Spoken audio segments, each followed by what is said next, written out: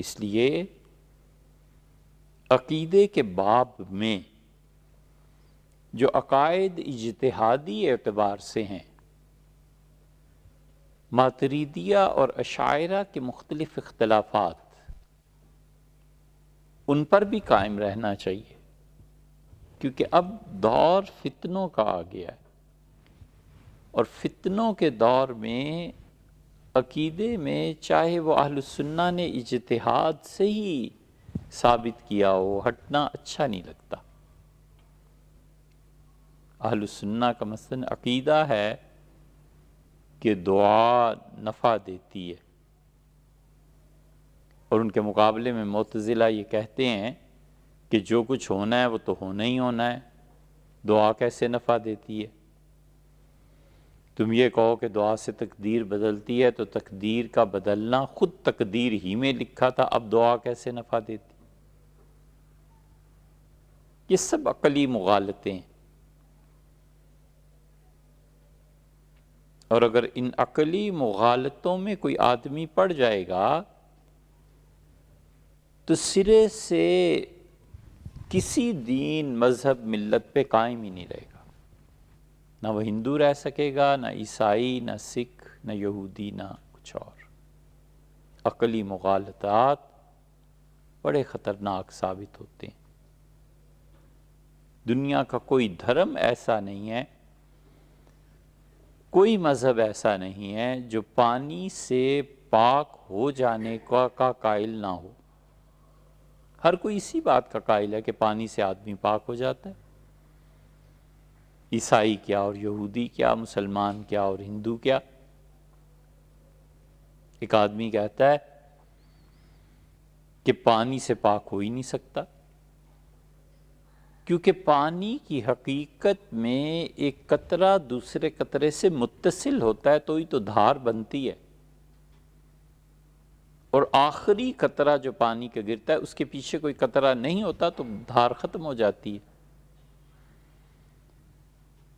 تو ناپاک کپڑے کو پاک کرنا ہے تو پہلا قطرہ جو پانی کا اس پہ گرا وہ ناپاکی کے ساتھ ملتے ہی ناپاک ہو گیا، پھر دوسرا قطرہ اس ناپاک قطرے کے ساتھ ملا، وہ بھی ناپاک ہو گیا، تیسرا دوسرے سے ملا، ناپاک ہو گیا، چوتھا تیسرے سے ملا، اور پانچواں چوتھے سے ملا، اور چھٹا پانچویں سے ملا۔ الغرض مسلسل یہ قطرے مل کے دھار بنتے جا رہے ہیں، اور ہر قطرہ ناپاک ہو رہا ہے۔ اب تم بتاؤ بھلا کہ یہ کیسے پاک ہوگا؟ پانی سارا ناپاک ہے، تم نے ناپاک کر دیا گندگی کے ساتھ۔ اسلام کے ابتدائی دور میں جو شریعت کے خلاف فلاسفہ تھے، انہوں نے اس فلسفے کو بڑی ہوا دی۔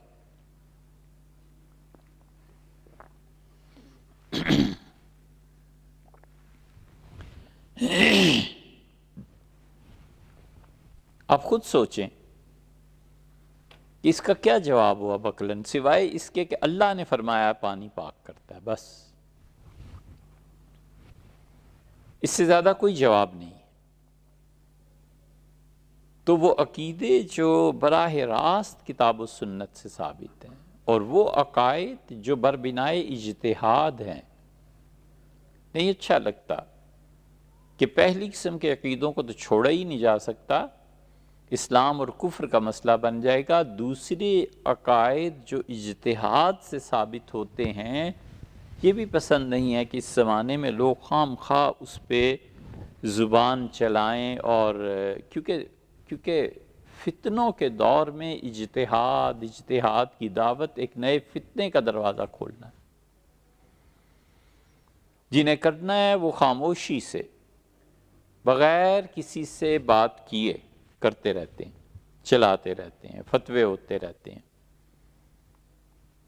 رائج ہوتے رہتے ہیں۔